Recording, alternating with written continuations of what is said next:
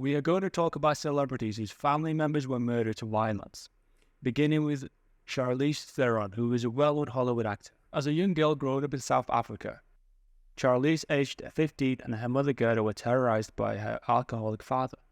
On 21st of June 1991, there was a breaking point. Charles drunkenly threatened his family with a handgun, firing at his daughter and his then wife, fortunately missing both of them.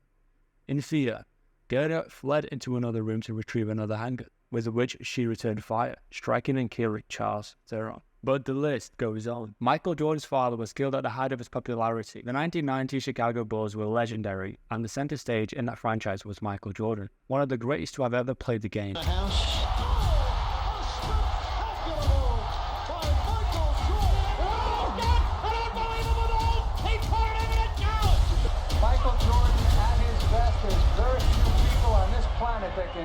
Only a few years later, around 23rd of July 1993, Michael Jordan's father suddenly went missing.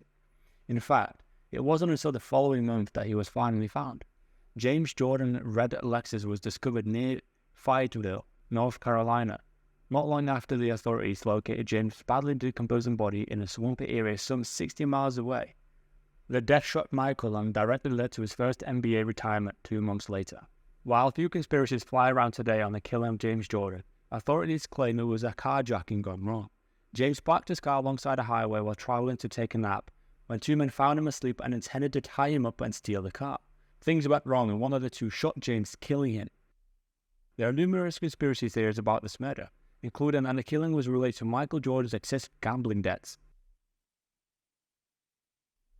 But here is the story of Jennifer Hudson you wouldn't expect. Jennifer Hudson had 3 family members murdered on the same day. Actress and singer Jennifer Hudson's career was just the beginning in 2008. She had just released her debut album, a huge hit despite her loss on American Idol a few years prior. She had won an Oscar for her role in Dreamgirls. She had nowhere to go but up. But then, on October 24th, 2008, Hudson received a tremendous personal blow when her mother, Danielle Dawson, and her brother, Jason Hudson, were found shot to death in a Chicago home. Her nephew, 7-year-old Julian King, son of Jennifer's sister Julia, was missing and presumed kidnapped.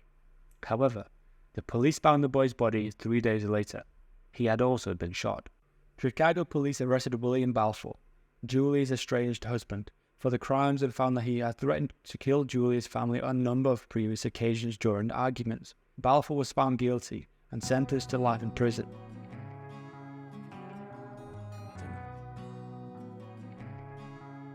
Meanwhile, Jennifer ceased all public appearances until the following year.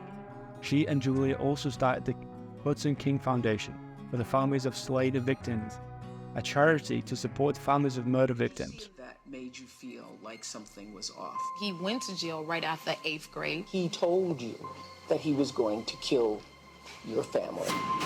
My grandmother, my brother, even my brother. And my mother said, over my dead body. That's exactly what happened. It can happen to anybody. That is the part that haunts you. How do you explain the deaths to yourself? I can't say that I have. I haven't been to the grave site since we buried them. What can I do that I know they will be proud of? After taking time to breathe, Jennifer returned to her career, putting out 2 more successful albums and continuing to garner awards for her performance in music and acting. While this may have a happy ending with Hudson King's Foundation, unfortunately this next one doesn't. Sofia Vergara's brother was killed in a failed kidnapping. Sofia Vergara is one of the highest paid television actresses around, but even before she became a superstar in the film and television industries, Vergara was already doing well for herself. Sofia's family was so wealthy in Colombia that her older brother, Rafael, actually kept bodyguards around him at all times, since his position in the family made him a constant target. In 1998, before Sofia emigrated to the US, Rafael went without his bodyguards just for 1 day. Unbeknownst to him, this would be the last time he ever seen his bodyguards. Kidnappers seized the opportunity and tried to abduct him. It's not clear exactly what happened, but the attempt failed when one of the kidnappers shot and killed Rafael.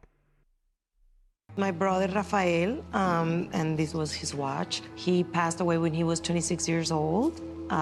He was 2 years older than me. So right now he would be 48. My brother was killed in Barranquilla, Colombia in the 90s.